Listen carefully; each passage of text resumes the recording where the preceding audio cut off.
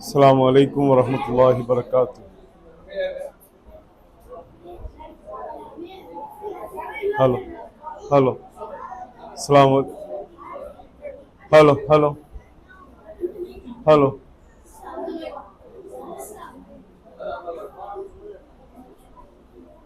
Hello. السلام عليكم ورحمة الله وبركاته. வருதா?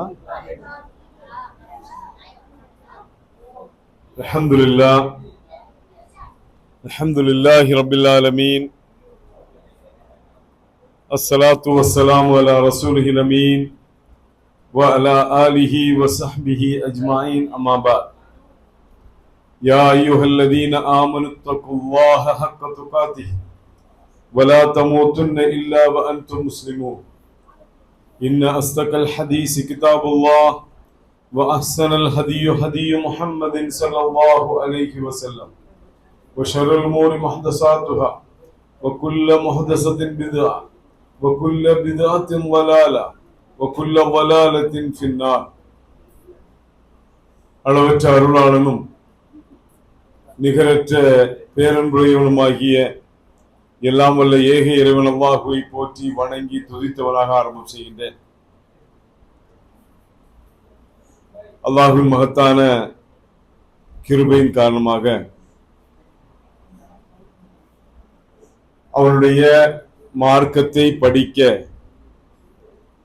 அவனுடைய மார்க்கத்தை அறிந்து கொள்ள ஒரு அரிய வாய்ப்பாக நடத்தப்படக்கூடிய இந்த கோடைகால பயிற்சி முகாமுடைய இறுதி நாளிலே ஒரு சில செய்திகளை கேட்பதற்காக மாணவர்களும் பெற்றோர்களும் ஒருங்கிணைக்கப்பட்டிருக்கிறார்கள்.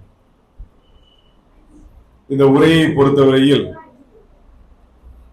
இஸ்லாமிய அடிப்படையிலான குழந்தை வளர்ப்பு குறித்த ஒரு சில செய்திகளை மிக முக்கியமாக பெற்றோர்கள், தாய்மார்கள் அறிந்து கொள்வதற்காக இந்த வகுப்பு ஏற்பாடு செய்யப்பட்டிருக்கின்றது.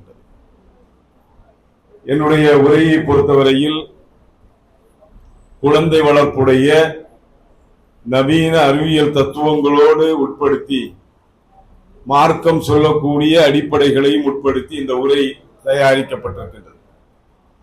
எனவே அன்பு தாய்மார்கள் சொல்லப்படக்கூடிய செய்திகளை கூர்ந்து கவனித்து அதன் மூலமாக பயனடைவதற்கான முயற்சிகளில் ஈடுபட வேண்டும் என்று கோரியவனாக என்னுடைய உரையின் தலைப்பிற்குள்ளாக நான் நுழைகின்றேன். 25வது அத்தியாயம் 74வது வசனம். அல்லாஹு ரப்பல் ஆலமீன் ரப்பனா ஹப் லனா மின் அஸ்வாஜினா வ துர்ரியாத்தினா குர்ரத அய்யுன் என்று கூறுகின்றார். எங்களுடைய இறைவா, எங்கள் மனைவியரிடமும் எங்கள் சந்ததிகளிடமும் இருந்து எங்களுக்கு கண்களின் குளிர்ச்சியை அளிப்பாயாக. ஆக சந்ததிகளிடம் கண் குளிர்ச்சியை பெற வேண்டும் என்பது அல்லாஹு ரப்பல் ஆலமீன் நம்மை அல்லாஹ்விடத்தில் பிரார்த்தனை செய்ய சொல்லக்கூடிய ஒரு முக்கியமான ஒன்றாக இருந்து கொண்டிருக்கிறது. பெற்றோர்களாகிய நமக்கு தெரிந்த ஒரு முக்கியமான விஷயம் என்னவென்றால், நாம் நம்முடைய வாழ்வில் மிகவும் மகிழ்ச்சியாக இருக்கக்கூடிய தருணம் என்பது நம்முடைய வாரிசுகளை, நம்முடைய குழந்தைகளை நாம் முதலாக கையில் ஏந்தக்கூடிய அந்த தருணம் தான். பிறந்த உடனேயே அந்த கை குழந்தைகளை நம்முடைய கரங்களில் தரக்கூடிய நேரத்தில் நம்முடைய உணர்வுகள் பீரிட்டெழக்கூடிய அந்த தாய்ப்பாசம் அல்லது தந்தை பாசம் என்பதுதான் நம்முடைய வாழ்க்கையில் நாம் அனுபவிக்கக்கூடிய மகிழ்ச்சியுடைய, சந்தோஷத்துடைய மிகவும் உச்சகட்டமாக இருந்து கொண்டிருக்கிறது. நாமெல்லாம் பெற்றோர்களாக நம்முடைய குழந்தைகளுடைய ஒவ்வொரு அசைவுகளையும் ஆனந்தத்தோடு பார்க்கக்கூடியவர்கள். அவர்களுடைய ஒவ்வொரு வெற்றிகளும் நம்மை மகிழ்வடைய செய்யக்கூடிய ஒன்றாக இருந்து கொண்டிருக்கின்றது. ஆக குழந்தைகள் என்பது நம்முடைய வாழ்க்கையில் மிகவும் முக்கியமான ஒரு செல்வமாக இருந்து கொண்டிருக்கின்றது. நாம் சம்பாதிக்கக்கூடிய செல்வங்கள், நாம் ஈட்டி இருக்கக்கூடிய பொருளாக இருக்கட்டும் அல்லது நாம் உருவாக்கி இருக்கக்கூடிய கட்டிடங்களாக இருக்கட்டும், நம்முடைய வங்கி கணக்கில் இருக்கக்கூடிய தொகைகளாக இருக்கட்டும், அவை எல்லாவற்றையும் விட நாம் அதிகமாக மதிக்கக்கூடிய ஒன்று இருக்கும் என்று சொன்னால் நாம் பெற்ற நம்முடைய பிள்ளைகளாக இருந்து கொண்டிருக்கின்றார்கள். அந்த பிள்ளைகளுக்கும் நமக்குமான தொடர்பு எந்த அளவுக்கு இருக்க வேண்டும் என்பதைத்தான் நாம் இந்த உரையில் பார்த்து கொண்டிருக்கின்றோம். 1975ஆம் ஆண்டில் எட்வர்ட் ட்ரோனிக் என்று அழைக்கப்படக்கூடிய ஒரு மருத்துவர் அல்லது குழந்தை வளர்ப்புடைய ஒரு எக்ஸ்பர்ட் ஒரு செய்முறையை, ஒரு எக்ஸ்பெரிமெண்டை செய்கின்றார். ஒரு 12 மாத குழந்தையும் அவனுடைய தாயையும் உட்படுத்திய ஒரு எக்ஸ்பெரிமெண்ட். தன்னுடைய தாயை சரியான முறையில் அறிந்து கொண்ட அந்த குழந்தை தாயை நன்கு பரிச்சயமானதற்கு பின்னர் அந்த 12 மாத காலம் ஆனதற்கு அல்லது ஒரு வயதுடைய அந்த குழந்தையை எட்வர்ட் ட்ரோனிக் தன்னுடைய தாயோடு அழகான முறையில் இயல்பாக விளையாட விடுகின்றார். தாய் அந்த குழந்தையோடு நெருக்கமாக நேசமாக விளையாடுகிறாள். குழந்தை பல்வேறு சைகைகளை செய்து தன்னுடைய தாயோடு இணைந்து விளையாடுகின்றது. ஒரு சில நிமிடத்திற்கு பின்னர் எட்வர்ட் ட்ரோனிக் என்ன சொல்லுகின்றார்? தாயோடு சைகை காமிக்கின்றார். அதுவரை குழந்தையோடு நெருங்கி பழகி கொண்டிருந்த தாயார், குழந்தையோடு ஆனந்தமாக விளையாடி கொண்டிருந்த தாயார் மௌனமாக ஆகின்றார். குழந்தை தாயை பார்த்து சிரிக்கின்றது, பல்வேறு சைகைகளை காட்டுகின்றது. அது எதுவும் தாயில் எந்த சலனத்தையும் ஏற்படுத்தவில்லை. தாய் அப்படி மௌனமாக எந்த அசைவும் இன்றி அப்படியே அமர்ந்து விடுகின்றாள். பல நேரம் சிரித்து காட்டக்கூடிய குழந்தை, தாயுடைய கவனத்தை ஈர்ப்பதற்காக பல முயற்சிகளில் ஈடுபடக்கூடிய குழந்தை, ஒரு கட்டத்திற்கு பின்னர் அந்த குழந்தையுடைய மனம் மாறுகின்றது. அதனுடைய முகம் கோணலாக மாறுகின்றது. ஒரு சில நிமிடங்களில் அந்த குழந்தை ஓவென்று அழத் தொடங்குகின்றது. அவ்வாறு அழத் தொடங்கக்கூடிய நேரத்தில் அந்த தாய் மீண்டும் தன்னுடைய குழந்தையை பார்த்து சிரிக்கின்றாள். அவ்வாறு சிரிக்கக்கூடிய நேரத்தில் அந்த குழந்தை ஓடி சென்று தாயோடு சேர்ந்து நின்று அவளை அணைத்து விட்டு அப்படியே சாய்ந்து ஒரு ஆறுதலோடு தேம்புவதை நாம் பார்க்கின்றோம். இது ஒரு சாதாரண ஒரு எக்ஸ்பெரிமெண்டாக நமக்கு தெரிந்தாலும், ஒரு தாய்க்கும் ஒரு குழந்தைக்கும் இடையில் இருக்கக்கூடிய ஒரு பாசத்தை, பரிவை, நேசத்தை காட்டக்கூடிய, நாம் நம்மில் நம்முடைய குழந்தைகள் எதை தேடுகின்றார்கள் என்பதை வெளிப்படுத்தக்கூடிய ஒரு அழகான ஒரு எக்ஸ்பெரிமெண்டாக இருந்து கொண்டிருக்கின்றது. நம்முடைய குழந்தைகள் அவர்களுடைய செயல்பாடுகளுக்குரிய அங்கீகாரத்தை நம்மிடத்தில் தேடுகின்றார்கள். அவர்கள் சிரிக்கக்கூடிய நேரத்தில் அவர்களோடு நாம் சிரிப்பதை அவர்கள் எதிர்பார்க்கின்றார்கள். அவர்கள் விளையாடக்கூடிய நேரத்தில் அவர்களோடு நாம் விளையாடுவதை அவர்கள் எதிர்பார்க்கின்றார்கள். அவர்களுடைய முக பாவனைகளுக்கு ஒப்ப, அவர்களுடைய விளையாட்டுகள், அவர்களுடைய செயல்பாடுகளுக்கு ஒப்ப அவர்களோடு தாயும் தந்தையும் மகிழ்ந்து இருக்க வேண்டும், அவர்களோடு தொடர்பில் இருக்க வேண்டும் என்று குழந்தைகள் எதிர்பார்க்கின்றார்கள்.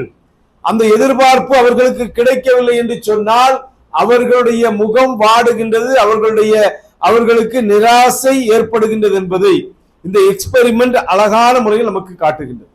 நபிகள் நாயகம் ஸல்லல்லாஹு அலைஹி வஸல்லம் சொன்னார்கள், அன்பு காட்டாதவர் அன்பு காட்டப்பட மாட்டார்கள். குழந்தைகளோடு நாம் காட்டக்கூடிய பரிவு, குழந்தைகளோடு நாம் காட்டக்கூடிய அன்பு, குழந்தைகளோடு நாம் நடந்து கொள்ளக்கூடிய முறை, அந்த முறை அவர்கள் பிற்காலத்தில் நம்மோடு எவ்வாறு நடந்து கொள்கின்றார்கள் என்பதை எடுத்து காட்டும் என்பதை நாம் விளங்கிக் கொள்ள வேண்டும். குழந்தை வளர்ப்பை பற்றிய தத்துவங்களுக்குள்ளாக ஆழ்ந்து இறங்குவதற்கு முன்னால், அதற்குள்ளாக செல்வதற்கு முன்னால் நாம் அறிந்து கொள்ள வேண்டிய பல செய்திகள் உண்டு. குழந்தை வளர்ப்புடைய ஒரு மிகச்சிறந்த ஆசிரியராக இருக்கக்கூடிய மேற்கத்திய எழுத்தர் சியூ ஆட்கின்ஸ் எழுதுவார், there is no such thing as perfect parent, so just be a real one என்று சொல்லுவார். பெர்ஃபெக்டான பேரண்ட் என்கின்ற ஒன்று உலகில் கிடையாது, நீங்கள் நீங்களாக இருங்கள் என்று பெற்றோர்களை பார்த்து சொல்லுவார்.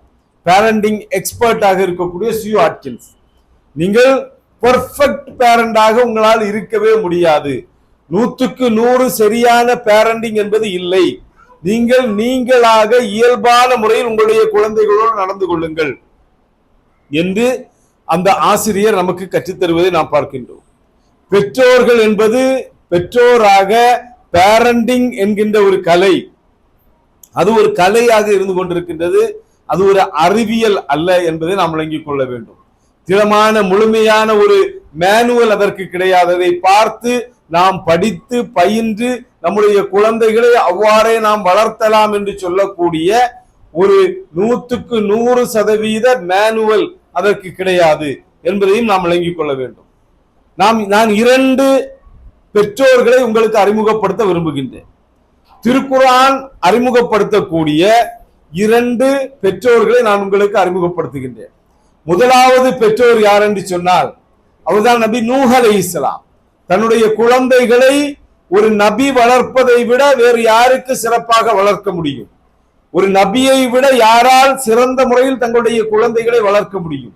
அவ்வாறு வளர்த்ததற்கு பின்னரும் நதி, கடலுடைய, நதியுடைய, பூமியுடைய நீர்ப்பரப்பு அதிகரிக்கக்கூடிய நேரத்தில், உலகம் அழிவின் பால் செல்லக்கூடிய நேரத்தில் கப்பலில் பயணிக்கக்கூடிய நபி நூஹ் அலைஹிஸ்ஸலாம் தன்னுடைய மகனை தன்னோடு ஏறுமாறு பணிக்கக்கூடிய நேரத்தில் அந்த மகன் தன்னுடைய தந்தையுடைய சொற்களுக்கு செவிமடுக்கவில்லை. உயர்ந்து வரக்கூடிய நீர்ப்பரப்பில் இருந்து நான் மலையின் மீது ஏறி தப்பித்துக் கொள்வேன் என்று சொல்லக்கூடிய நிலையை பார்க்கின்றோம். அவருடைய கண் முன்னால் அவருடைய மகன் அழிக்கப்படக்கூடிய ஒரு நிகழ்வு ஏற்படக்கூடிய நேரத்தில் அல்லாஹ்விடத்தில் நபி நூஹ் அலைஹிஸ்ஸலாம் அதை பற்றி சொல்லக்கூடிய நேரத்தில் அல்லாஹ் ரப்பல் ஆலமீன் சொல்லுகிறான், காலையா நூஹ் இன்னஹு லைஸ மின் அஹ்லிக் இன்னஹு அமலுன் கைரு சாலிஹ். நூஹே, அவன் உண்மையாகவே அவன் குடும்பத்தை சார்ந்தவன் அல்ல, அவன் நிச்சயமாக ஒழுக்கமில்லாத செயல்களையே செய்து கொண்டிருந்தான் என்று நபி நூஹ் அலைஹிஸ்ஸலாத்தை பார்த்து அல்லாஹ் ரப்பல் ஆலமீன் சொல்லுகின்றார். ஒரு நபியை விட தன்னுடைய குழந்தையை சரியான முறையில் ஒரு பெர்ஃபெக்டாக ஒரு பேரண்ட் இருக்க முடியும் என்று சொன்னால் நபி நூஹ் அலைஹிஸ்ஸலாம் ஒரு பெர்ஃபெக்ட் பேரண்டாக இருந்திருப்பார்கள். அவர்கள் வார்த்தெடுத்த குழந்தைகள் பெர்ஃபெக்டான ஒரு குழந்தையாக இருந்திருப்பார்கள். ஆனால் அவ்வாறு அல்ல. நபி யாக்கூப் அலைஹிஸ்ஸலாத்துடைய வரலாறை நாம் பார்க்கின்றோம். நபி யாக்கூப் அலைஹிஸ்ஸலாத்துடைய பிள்ளைகள், மூத்த பிள்ளைகள் இணைந்து நபி யூசுப் அலைஹிஸ்ஸலாத்திற்கு எதிராக சதி செய்ததை பற்றி அல்லாஹ் ரப்பல் ஆலமீன் திருக்குர்ஆனில் சொல்லித் தருகின்றான். நபி யாக்கூப் அலைஹிஸ்ஸலாம் அல்லாஹ் போற்றக்கூடிய அந்த தீர்க்கதரிசிகளில் ஒருவர், மிகவும் பலமான தீர்க்கதரிசிகளில் ஒருவர். நபி யாக்கூப் அலைஹிஸ்ஸலாத்தால் தன்னுடைய பிள்ளைகளை நல்ல முறையில் வளர்க்க முடியவில்லை என்று நம்மால் என்ன செய்ய முடியாது, குறை சொல்ல முடியாது. ஆனால் நபி யாக்கூப் அலைஹிஸ்ஸலாத்தால் வளர்க்கப்பட்ட பிள்ளைகள், அவர்களுடைய மூத்த பிள்ளைகள் அவருடைய இளைய பிள்ளையாக இருக்கக்கூடிய யூசுப் அலைஹிஸ்ஸலாத்திற்கு எதிராக, சொந்தம் சகோதரனுக்கு எதிராக சதி செய்யக்கூடிய ஒரு நிலையை நாம் பார்க்கின்றோம். இது நமக்கு கற்றுத்தரக்கூடிய ஒரு அடிப்படை உண்டு. பெற்றோர்களாக நாம் நம்முடைய கடமைகளைத்தான் செய்ய முடியும். அல்லாஹ்வும் அவனுடைய தூதரும் நமக்கு கட்டளையிட்டு இருக்கக்கூடிய, அவர்கள் நமக்கு கற்றுத்தரக்கூடிய அடிப்படையில் நம்முடைய குழந்தைகளை வார்த்தெடுப்பதற்கு வளர்ப்பதற்கான முழு முயற்சிகளைத்தான் நம்மால் செய்ய முடியுமே தவிர, குழந்தைகளை பொறுத்தவரையில் அது 100% சரியாக வளர்க்கக்கூடிய அந்த ஆற்றல் எந்த பெற்றோர்களுக்கும் தரப்படவில்லை. அது அல்லாஹ்வுடைய கைகளில் இருக்கின்றது என்பதை நாம் ஒவ்வொருவரும் தெளிவாக வழங்கிக் கொள்ள வேண்டும். பெர்ஃபெக்டான பேரண்ட்ஸ் என்கின்ற ஒரு அடிப்படை உலகில் எங்கும் கிடையாது, அல்லாஹ்வுடைய படைப்பில் அது கிடையாது என்பதை நாம் விளங்கிக் கொள்ள கடமைப்பட்டிருக்கிறோம். இனி ஒரு பரிசோதனையை நோக்கி நாம் செல்லலாம். நான் 4 விதமான பேரண்ட்களை பற்றி உங்களுக்கு அடையாளப்படுத்தவிருக்கின்றேன். 4 விதமான பெற்றோர்கள். அந்த 4 விதமான பெற்றோர்களில் நான் சொல்லக்கூடிய நேரத்தில் அதில் எந்த விதமான பெற்றோர் நீங்கள் என்று உங்களுக்கு நீங்களே முடிவு செய்து கொள்ளுங்கள். 4 விதமான பெற்றோர்களை நான் உங்களுக்கு எடுத்து சொல்லும் போது அதில் நீங்கள் எந்த பெற்றோர்கள் எப்படிப்பட்டவர்கள் என்பதை நீங்கள் உங்களுக்குள்ளாகவே நீங்கள் என்ன செய்யுங்க, முடிவு செய்யுங்கள். உங்களுடைய பிள்ளைகள் இங்கே இருக்கின்றார்கள், அவர்களும் இதை கேட்டுக்கொண்டுதான் இருக்கின்றார்கள் இன்ஷா அல்லாஹ். முதலாவது பெற்றோர் யார் என்று சொன்னால் பாம்ரின் என்று சொல்லக்கூடியவர் நமக்கு சொல்லக்கூடிய இந்த அடிப்படையை பொறுத்தவரை பேரண்டிங் ஸ்டைல்ஸ், பெற்றோர்கள் குழந்தைகளை வளர்க்கக்கூடிய அந்த ஸ்டைல், அந்த முறையை பொறுத்தவரையில் முதலாவது முறை என்னவென்று சொன்னால் சர்வாதிகாரம் படைத்த பெற்றோர்கள்.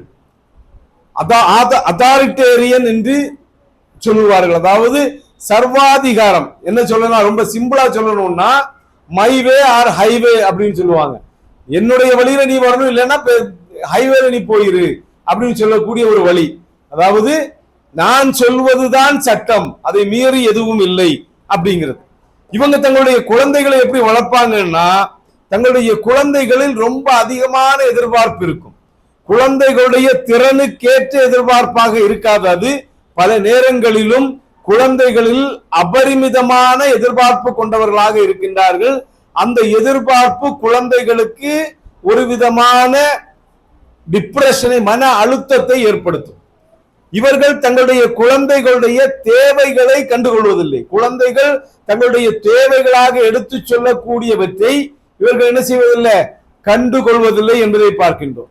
குழந்தைகள் 100% தங்களுக்கு கட்டுப்பட வேண்டும், கீழ்ப்படிய வேண்டும். நான் ஒன்று சொல்லிவிட்டால் அதை அப்படியே நீங்கள் கீழ்ப்படிய வேண்டும் என்று எண்ணக்கூடியவர்கள் இந்த பெற்றோர்கள்.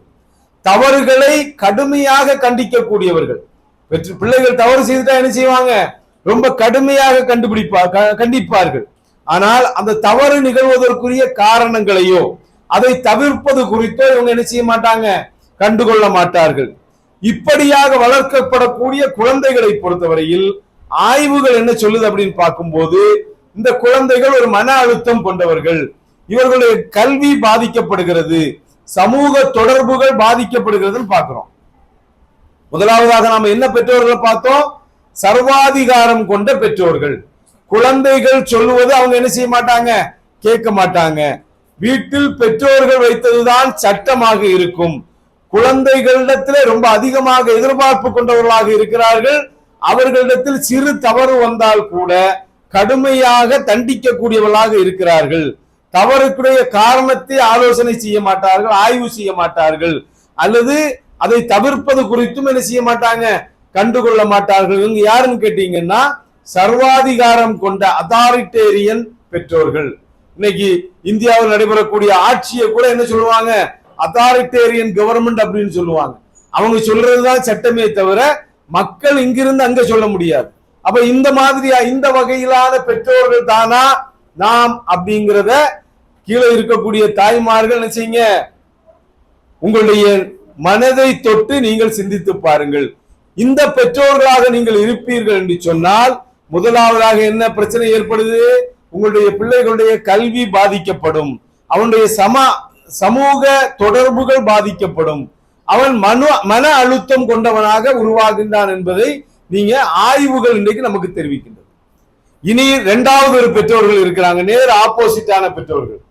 இதை எப்படி சொல்றாங்கன்னா பெர்மிசிவ் பேரண்டிங் அப்படின்னு சொல்லுவாங்க. அனுமதிக்கக்கூடிய பெற்றோர்கள். குழந்தைகளை ரொம்ப அதிகமான பாசத்தோட வளர்த்தக்கூடியவங்க அப்படி இருக்காங்களா, அவங்க வீட்டுல ரொம்ப பாசத்தோட வளர்த்தக்கூடிய தாய்மார்கள் இருக்காங்களா, காமிங்க. யார் இருக்காங்க, கண்டிக்கவே மாட்டாங்க, என்ன அடிக்கவே மாட்டாங்க, கண்டிக்கவே மாட்டாங்கன்னு சொல்லக்கூடிய பேரண்ட் யாராவது இருக்காங்களா, இருக்கு, அவங்கள அடிக்கவே மாட்டாங்க. சரி, அடுத்தது வேற யாராவது இருக்காங்களா அப்படி?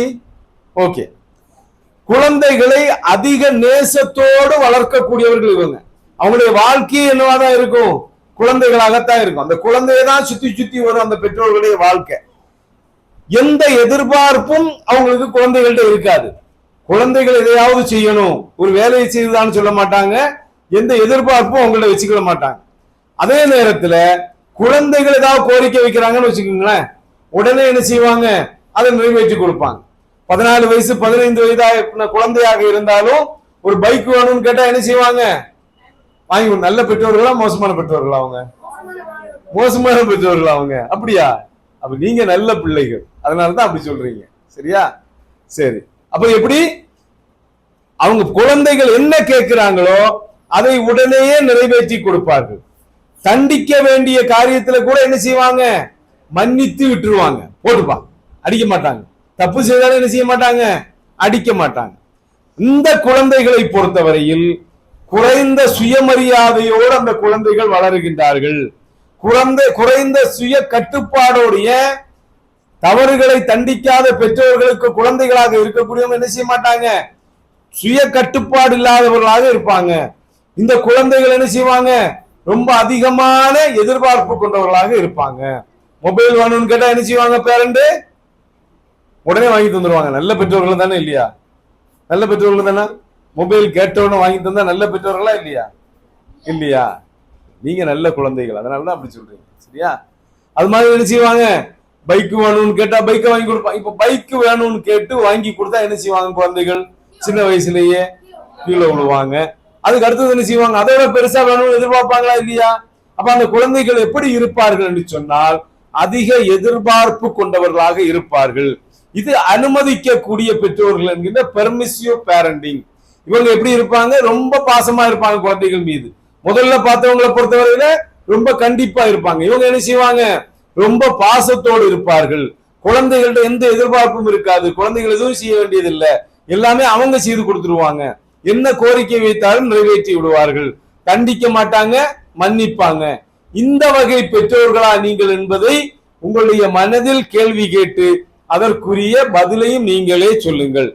மூன்றாவதாக, புறக்கணிக்கக்கூடிய பெற்றோர்கள். இவங்க ஒரு வித்தியாசமான பெற்றோர்களாக இருக்கு. இந்த வகை பெற்றோர்களை நம்ம என்ன செய்யறோம்? ரொம்ப அதிகமாக பார்க்கிறோம். குறைவான எதிர்பார்ப்பு தான் குழந்தைகள்கிட்ட இவங்களுக்கு இருக்கும். எந்த எதிர்பார்ப்பும் இருக்காது குழந்தைகள்கிட்ட. அவங்களுடைய தேவைகளை பொறுத்தவரையிலும் என்ன செய்வாங்கன்னா ரொம்ப குறைவாகத்தான் நிறைவேற்றுவாங்க. என்ன செய்ய மாட்டாங்க? ஏதாவது முக்கியமான தேவைகளை சொன்னா கூட உடனடியாக நிறைவேற்றி கொடுக்க மாட்டாங்க. குழந்தைகளை புறக்கணிக்கக்கூடியவர்களாக ஏனோ தானோ என்று அவருடைய காரியத்தில் நடக்கக்கூடியவர்களாக இருப்பாங்க. குழந்தைகளுக்கு என்ன செய்ய மாட்டாங்க? எந்த பொறுப்பையும் வழங்க மாட்டாங்க. குழந்தைகளை அப்படி ஒரு ஆர்ம்ஸ் லென்த்னு சொல்லுவாங்க ஆங்கிலத்தில். என்ன செய்வாங்க? ஒரு டிஸ்டன்ஸ்லயே வச்சு பார்ப்பாங்களே தவிர ரொம்ப நெருக்கமாக அவங்கள்ட்ட இருக்க மாட்டாங்க. இந்த குழந்தைகள், இந்த பெற்றோர்களுடைய குழந்தைகளும் கூட ஒரு எதிர்மறையான விளைவுகளை கொண்ட குழந்தைகளாகத்தான் உருவாகின்றார்கள் என்று ஆய்வுகள் சொல்லுது. இப்ப 3 வகையான பெற்றோர்கள் நான் உங்களுக்கு சொல்லிட்டேன். ஒன்னு சர்வாதிகாரமான பெற்றோர்கள். அந்த பெற்றோர்கள் நமக்கு என்ன செய்யலாம்? பல ஊர்களிலும் பல நேரங்களிலும் நம்ம என்ன செய்துட்டு இருக்கிறோம்? பார்த்துக்கிட்டு இருக்கிறோம். பிள்ளைகளை நைய புடைக்கக்கூடிய பெற்றோர்கள். பிள்ளைகளோடு தான் வைத்ததுதான் சட்டம் என்கிற அடிப்படையில் நடக்கக்கூடிய பெற்றோர்கள். பிள்ளைகளுடைய திறமை என்னங்கிறது கூட பார்க்காம அதற்கு அதிகமாக அவங்கள்ட்ட எக்ஸ்பெக்ட் செய்யக்கூடிய பெற்றோர்கள். இந்த சர்வாதிகார பெற்றோர்களா என்பதை ஒவ்வொரு பெற்றோர்களும் தங்களுடைய மனசுல கேட்டுக்குங்க. 2வது பெற்றோர்களை பொறுத்தவரையில பெர்மிசிவ். அவங்க என்ன செய்வாங்க? எல்லா விஷயத்தையும் அனுமதிக்கக்கூடிய பெற்றோர்கள். குழந்தை எது கேட்டாலும் என்ன செய்வாங்க? வாங்கி கொடுக்கக்கூடியவர்களாக இருப்பார்கள். குழந்தைகளை தண்டிக்க மாட்டார்கள். இது ஒரு விதமான பெற்றோர்கள். 3வதாக புறக்கணிக்கக்கூடியவர்கள். குழந்தைகள்ல எந்த எதிர்பார்ப்பும் இருக்காது. குழந்தைகளோடு அவங்களுடைய தேவையும் இவங்க நிறைவேற்ற மாட்டாங்க. குழந்தைகளை புறக்கணிக்கக்கூடியவர்களாக, எந்த பொறுப்பையும் குழந்தைகளுக்கு வழங்காதவர்களாக இந்த பெற்றோர்கள் இருப்பார்கள் என்பதை நாம பார்க்கிறோம். இனி 4வதாக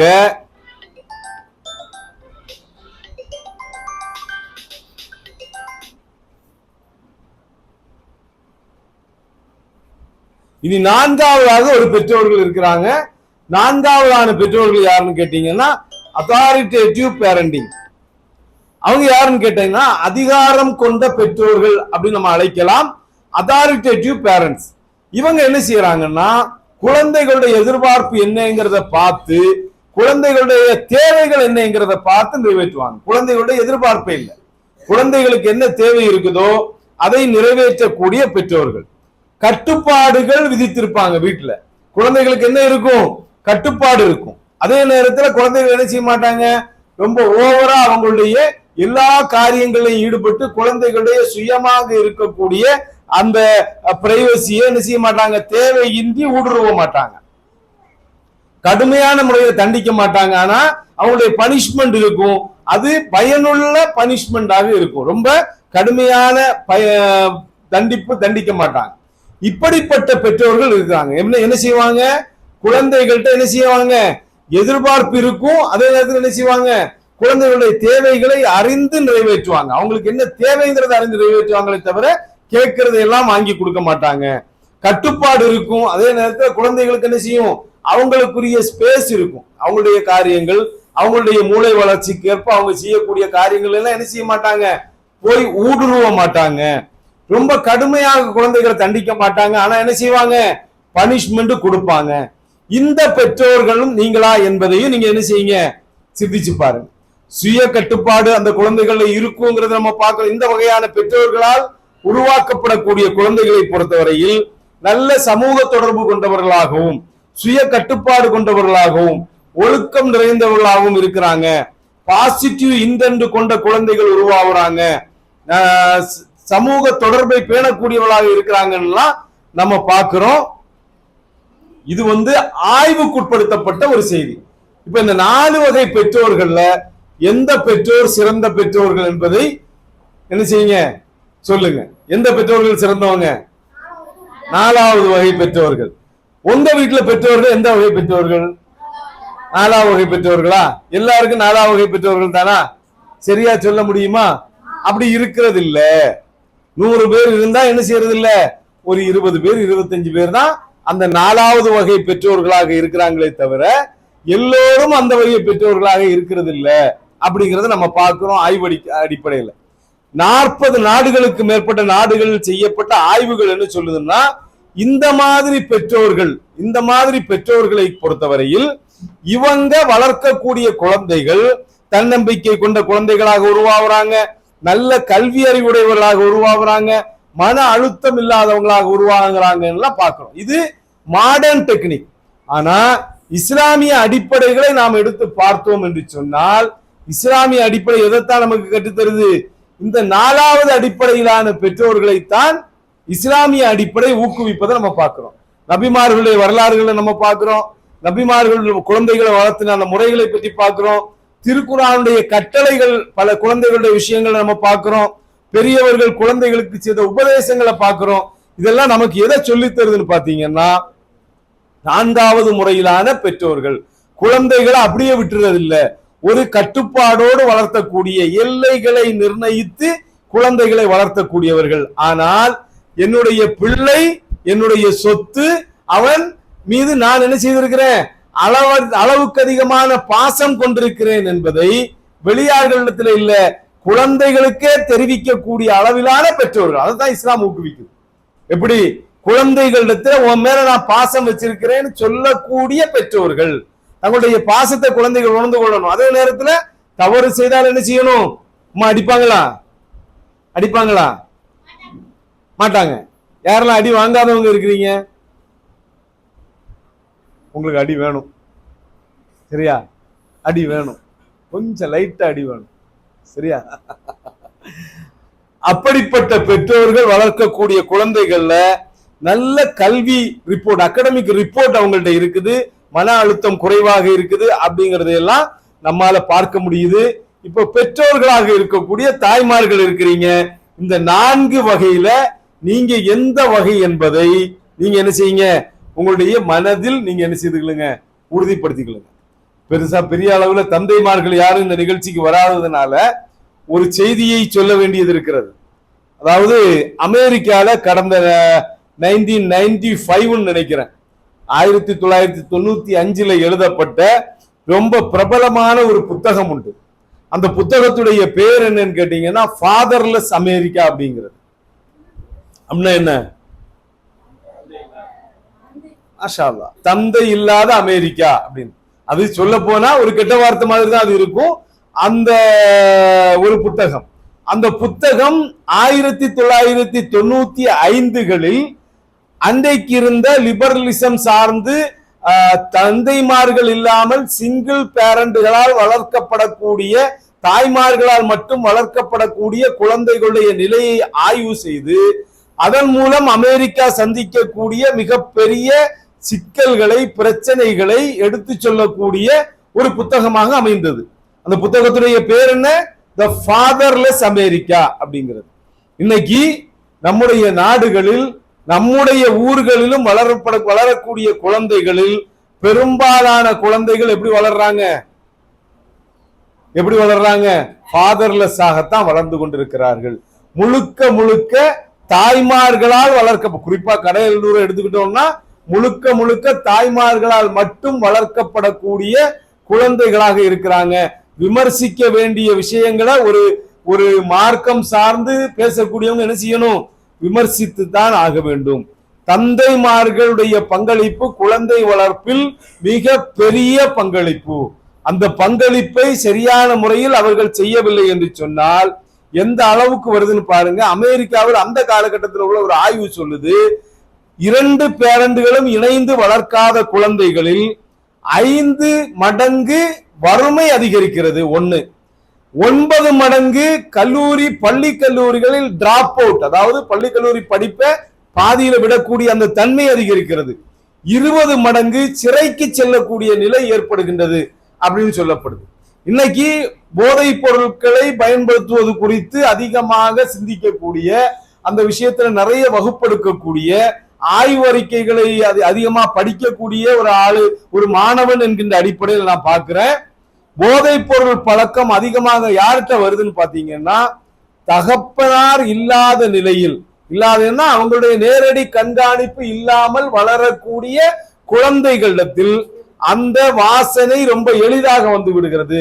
காரணம், தாய்மார்களை ஒரு அளவுக்கு மேல போயிட்டான்னு வைங்களேன், ஒரு 13, 14, 15 வயதுக்கு ஆகும் போது தாய்மார்களை எளிதாக மேனிப்புலேட் செய்யக்கூடிய அளவிற்கு குழந்தைகள், ஆண் பிள்ளைகள் வளர்ந்துறாங்க. பெண் பிள்ளைகள் ஓரளவுக்கு கண்ட்ரோல் பண்றாங்க. அது கூட இன்னைக்கு சாத்தியம் இல்லாத நிலையில சமூகம் நம்ம பயணிச்சுக்கிட்டு இருக்கிறத நம்ம பார்க்கிறோம்.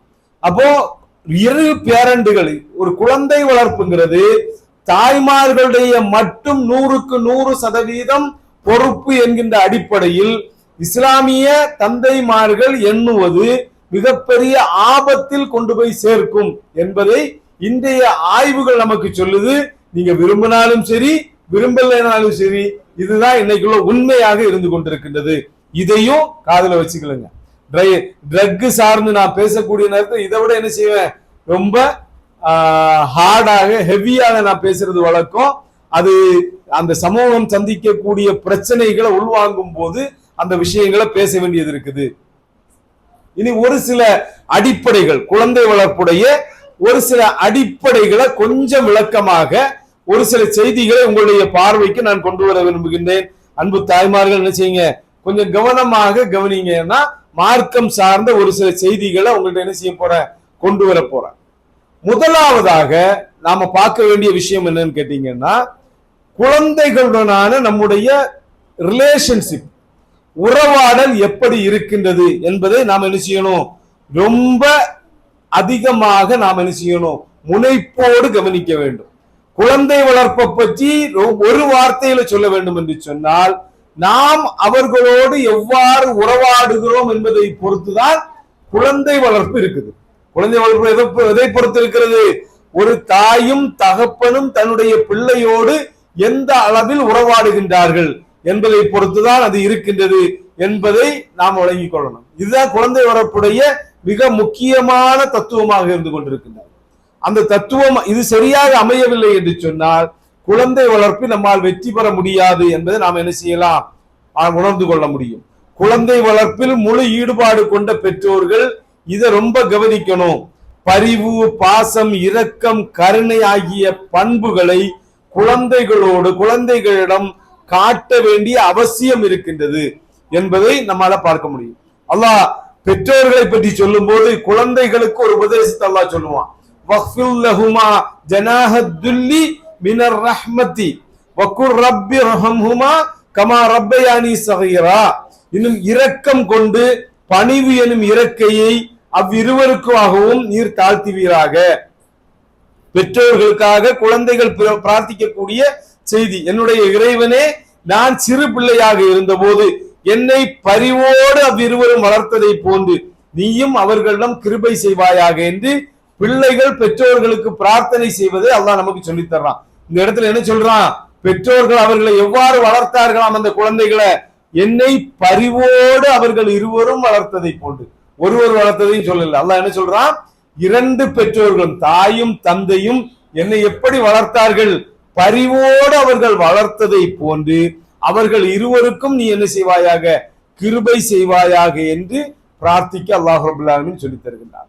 அப்ப அந்த குழந்தைகளோடு நாம் எவ்வாறு உறவாடுகின்றோம், நம்முடைய இதயத்தில் இருக்கக்கூடிய கருணையை அவர்களிடத்தில் காட்டினால், நம்முடைய இதயத்தில் இருக்கக்கூடிய பரிவை அவர்களிடத்தில் காட்டினால், நம்முடைய பாசத்தை அவர்களிடத்தில் காட்டினால் குழந்தைகள் கெட்டு போவார்கள் என்பது மார்க்கம் சொல்லித்தரக்கூடிய வழிமுறையும் இல்லை, இன்னைக்கு இருக்கக்கூடிய நவீன அறிவியல் நமக்கு சொல்லித்தரக்கூடிய அறிவியலும் ஆய்வும் அல்ல என்பதை நாம் விளங்கிக் கொள்ள கடமைப்பட்டிருக்கிறோம்.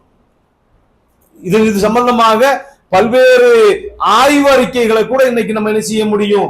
பேரண்டிங் என்கின்ற இந்த துறையை பொறுத்தவரையில் இன்றைக்கு அதிகமாக ஆய்வுகள் நடைபெறக்கூடிய ஒரு துறையாக இருக்குது. இதுல ஜான் பவுல்பின்னு சொல்லக்கூடிய ஒரு அட்டாச்மெண்ட் தியரி அப்படிங்கிற ஒரு தியரியை ஒரு சைக்காலஜிக்கல் தியரி என்ன செய்யறாரு, இந்த விஷயம் சம்பந்தமாக நமக்கு சொல்லி தர்றாரு. உங்களுடைய குழந்தைகளுடைய நல்ல எதிர்காலத்தை எதன் மூலமாக நீங்கள் பார்க்க முடியும், அவன் மீது உங்களுக்கு இருக்கக்கூடிய இணைப்பின் மூலம், அவனோடு நீங்கள் எவ்வாறு உறவாடுகின்றீர்கள் என்பதன் மூலம் அதை உணர முடியும் என்கின்ற அந்த தியரி நமக்கு சொல்லுது. இப்ப நாம என்ன செய்யணும், குழந்தைகளுக்கு நமக்கு அந்த நம்முடைய பிள்ளைகளுக்கு இருக்கக்கூடிய அன்பை நம்முடைய குழந்தைகள் அறிய வேண்டும். அதாவது ரொம்ப சிம்பிளாக சொல்ல வேண்டும் என்று சொன்னால், மாணவ பருவத்தில் ஒரு 19 வயதெல்லாம் இருக்கக்கூடிய நேரத்துல நான் என்ன செய்யறேன், ஊரை விட்டு வெளியூர்களுக்கு பயணம் செய்கிறேன். கல்விக்காக வேண்டி கோவா போன்ற மாநிலங்களுக்கு பயணம் செய்யறேன். கோவா யூனிவர்சிட்டியில படிச்சவன் தான். அப்ப அந்த மாநிலத்தை பொறுத்தவரை அன்னைக்கே என்னது, இன்னைக்கு இங்க பாக்குறத விட பல மடங்கு அன்னைக்கே ரொம்ப ப்ரோக்ரஸிவ்னு சொல்லக்கூடிய ஒரு சொசைட்டி. அங்க எல்லாமே ரொம்ப எளிதாக தவறுகள் செய்வதற்குரிய வாய்ப்புகள் கொண்ட ஒரு சொசைட்டியாக அன்னைக்கு அது இருந்தது. அன்னைக்கு நம்ம தௌஹீதுடைய வாசனைக்குள்ளாக நம்ம வந்திருந்தாலும் கூட அந்த நேரத்துல தவறுகள் செய்வதிலிருந்து நம்மளை காப்பாற்றுனதுன்னு சிந்திச்சு பார்க்கக்கூடிய நேரத்துல என்னுடைய மனதில தெளிந்த 2 உருவங்கள் உண்டு. என்னுடைய தந்தையும் என்னுடைய தாயும். நான் ஒரு தவறு செய்தால் அந்த தவறை குறித்து என்னுடைய தந்தை அறிந்தால் என்னுடைய தந்தையுடைய முகம் எப்படி போகும், அவர் எப்படி அதை எடுத்துக்கொள்வார், என்னுடைய தாய் எப்படி எடுத்துக்கொள்வாள் என்கின்ற அந்த சிந்தனை என்ன பெரிய தவறுகள் செய்வதிலிருந்து பாதுகாத்தது. அந்த விஷயத்தில் என்னுடைய பெற்றோர்கள் மீது காட்டிய பரிவை, பாசத்தை, நேசத்தை நான் உணர்ந்ததுனால, என் மேல அவங்க உயிரையே வச்சிருக்காங்கிறது எனக்கு தெரிந்ததனால தான் என்னால என்ன செய்ய முடிஞ்சது, தவறுகளிலிருந்து என்னால் பாதுகாக்க முடிந்தது. எதுக்காக என்னுடைய எக்ஸ்பீரியன்ஸ் சொல்றேன், ஒரு விஷயத்தை ஒரு தியரியாக மக்கள் மத்தியில சொல்றது வேற, நம்முடைய எக்ஸ்பீரியன்ஸ்ல இருந்து சொல்றது வேற. அப்போ ஒரு பிள்ளையை எதிர்காலத்தில் பெரிய தவறுகளிலிருந்து பாதுகாக்க விரும்புகிறோம்னு சொன்னா என்ன செய்யணும், நம்முடைய குழந்தைகளுக்கு என்ன தெரியணும், நம்முடைய நாம் அவங்க மேல வச்சிருக்கக்கூடிய பாசம் அவர்களுக்கு கட்டாயமாக தெரிந்தாக வேண்டும். அந்த பாசத்தை நாம் வெளிப்படுத்த வேண்டும். ரசூலுல்லாஹி ஸல்லல்லாஹு அலைஹி வஸல்லம் வரலாற்றுல நம்ம நிறைய செய்திகளை பார்க்கிறோம். ஒரு நாள் தன்னுடைய பேரனை எடுத்து என்ன செய்யறாங்க, ஹஸன் ரலியல்லாஹு அன்ஹு எடுத்து ரசூலுல்லாஹ் என்ன செய்யறாங்க, முத்தமிடுறாங்க. ரசூலுல்லாஹ் யாரு, ஒரு ஆட்சி தலைவராக இருக்கிறாங்க, ஒரு பெரிய சாம்ராஜ்யத்துடைய அதிபதியாக இருக்கிறாங்க, நபியாக இருக்கிறாங்க, எல்லாமே இருக்கக்கூடிய அந்த தருணத்துல தன்னுடைய பேரனை எடுத்து என்ன செய்யறாங்க, முத்தமிடுறாங்க. அதை பார்த்துக்கிட்டு இருக்கக்கூடிய ஒரு தோழர் கேட்கிறாரு, யார் ரசூலுல்லாஹ், எனக்கு 10 குழந்தைகள் இருக்கிறாங்க, நான் ஒருவரை கூட அவங்கள ஒருத்தரை கூட நான் என்ன செய்தது கிடையாது, முத்தமிட்டது கிடையாதுன்னு சொல்றாங்க. பலமுறை நீங்க எல்லாம் கேட்டிருப்பீங்க, என்னுடைய குழந்தைகளில் 10 பேர்ல ஒருத்தரை கூட நான் முத்தமிட்டது கிடையாதுன்னு ஒரு பெற்றோர், ஒரு தந்தை சொல்லுகின்றார். அதை பார்த்த ரசூலுல்லாஹ் சொல்றாங்க, அன்பு காட்டாதவர் அன்பு காட்டப்பட மாட்டார் அப்படின்னு சொல்றாங்க. அப்ப அது எந்த அளவுக்கு முக்கியத்துவம் வாய்ந்தது அப்படின்னு பாருங்க. உமர் ரலியல்லாஹு அன்ஹு குழந்தைகளை முத்தமிடுவதை ஒருத்தர் பார்க்கிறார். பார்த்துக்கிட்டு அவர் எதற்காக உமர் ரலியல்லாஹு அன்ஹு வந்திருக்கிறாருன்னு கேட்டீங்கன்னா, உமர் ரலியல்லாஹு அன்ஹு அவரை ஆட்சி பொறுப்பு, கவர்னர் பொறுப்பை கொடுப்பதற்காக அவரை அழைத்திருக்கிறாங்க. உமர் ரலியல்லாஹு அன்ஹு குழந்தைகளை முத்தமிடுவதை பார்த்துவிட்டு நான் அப்படி செய்வதில்லை என்று அந்த மனிதர் சொன்ன உடனே உமர் ரலியல்லாஹு அன்ஹு நினைச்சிட்டாங்க, அவருக்கு அந்த பொறுப்பை கொடுக்காம விட்டுட்டாங்க. சொந்த குழந்தைகளின் மீது கூட பரிவும் பாசமும் காட்டாதவர் பொதுமக்கள் மீது பரிவு காட்ட மாட்டார் என்கின்ற உமர் ரலியல்லாஹு அன்ஹுடைய அந்த சிந்தனை தான் அவருக்கு அந்த பொறுப்பை கொடுக்காமல் விடுவதற்கு காரணம். ஹசன் ஹுசைன் ரலியல்லாஹு அன்ஹு ரசூலுல்லாஹ்வுடைய முதுகில் ஏறி விளையாடக்கூடியவர்களாக இருந்தாங்க. தொழுதுகிட்டு இருக்கும் போது ரசூலுல்லாஹ்வுடைய முதுகில் ஏறி நிற்பாங்க. என்ன செய்வாங்க, தன்னுடைய பேரன் தொழுது முடிப்பதற்காக காத்து நிற்பார்கள் என்பதை நாம் பார்க்கிறோம். இனி அடுத்தது இரண்டாவதாக நாம முக்கியமா பார்க்க வேண்டிய விஷயம் என்னன்னா, குழந்தைகளுடைய உணர்வுகளை மதிப்பது. இப்ப பள்ளிக்கூடத்திலிருந்து குழந்தைகள் வர்றாங்க, வீட்டுக்குள்ள வர்றாங்கன்னு சொன்னா ஒரு தாய் எப்படி இருக்கணும்னா அந்த குழந்தைகளை வரவேற்கக்கூடியவளாக இருக்க வேண்டும். குழந்தைகள் 6 மணி நேரம் 8 மணி நேரம் நம்மை விட்டு பிரிந்து வரக்கூடிய நேரத்தில் அவர்களுக்கு நிறைய செய்திகள் நம்மிடத்தில் சொல்வதற்கு இருக்கும். அவங்க சொல்லக்கூடிய செய்திகளை செவி கொடுத்து நாம் கேட்கவில்லை என்று சொன்னால் அது பெரிய ஆபத்துகளை ஏற்படுத்தும். அவர்களுடைய உணர்வுகளுக்கு நாம் என்ன செய்யணும்?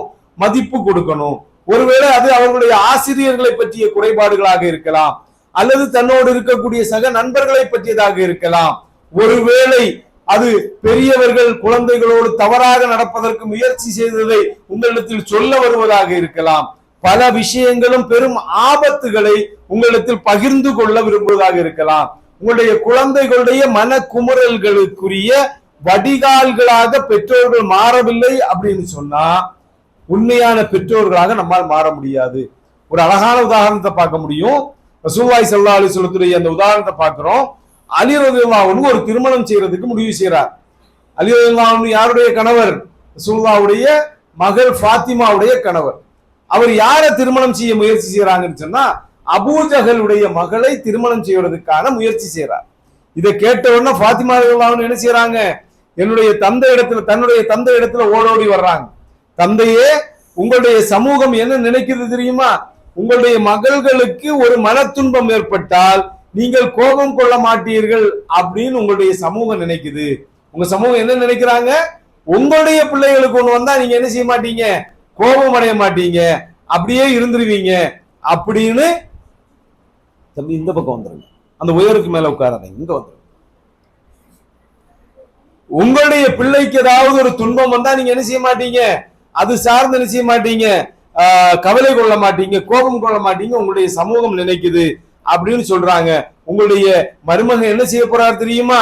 அவரு உங்களுடைய எதிரியான அபூஜகளுடைய மகளை திருமணம் செய்ய போகிறார் அப்படின்னு சொல்றதை கேட்கிறாங்க ரசூலுல்லாஹ். கேட்ட உடனே என்ன செய்யறாங்க? ரசூலுல்லாஹ் மிம்பர்ல ஏறுறாங்க.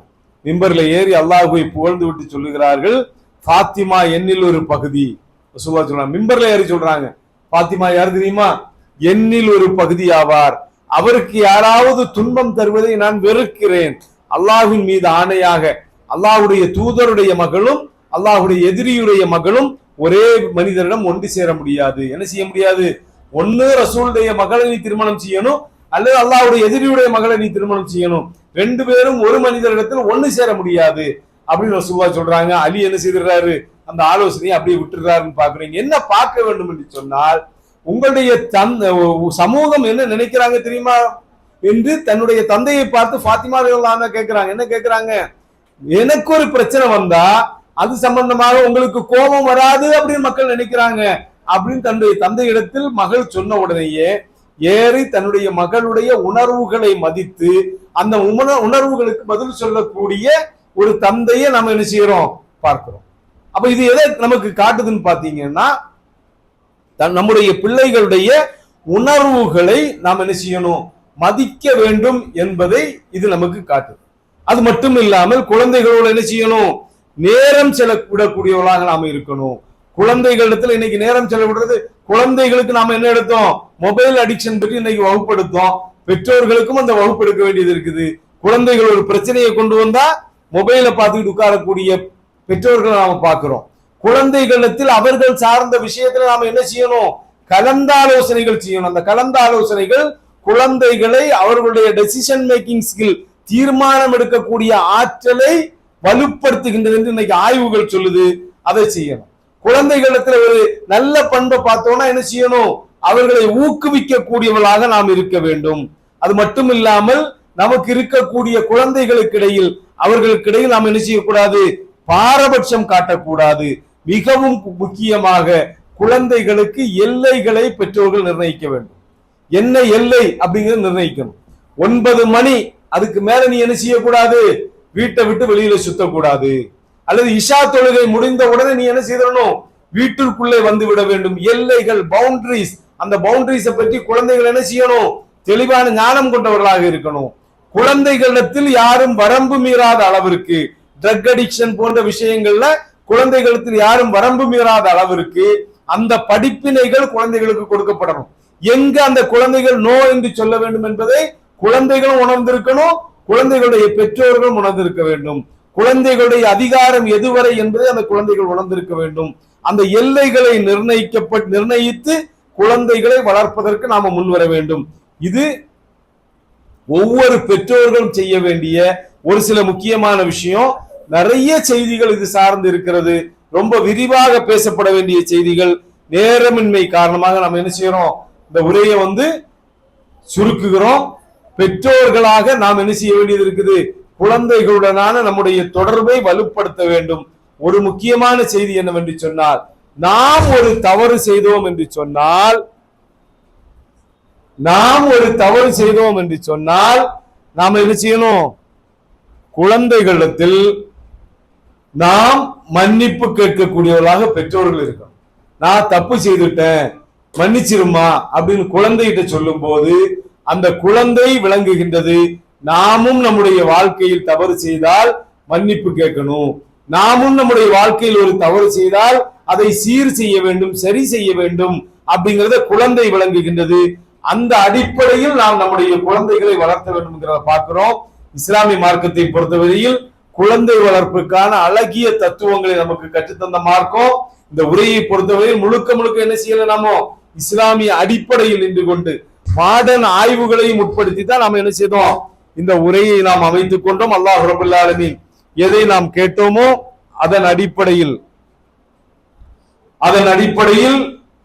வாழ்க்கையை நடத்துவதற்கு, நம்முடைய குழந்தைகளோடு நல்ல முறையில் நடந்து கொள்வதற்கு அல்லாஹ் அருள் புரிவானாக. ரப்பனா ஆத்தினா ஃபித் துன்யா ஹஸனா வ ஃபில் ஆখিরাতি ஹஸனத்தன் வ கினா அஸாபன்னார். அஸ்ஸலாமு அலைக்கும் வ ரஹ்மத்துல்லாஹி வ பரகாத்துஹு.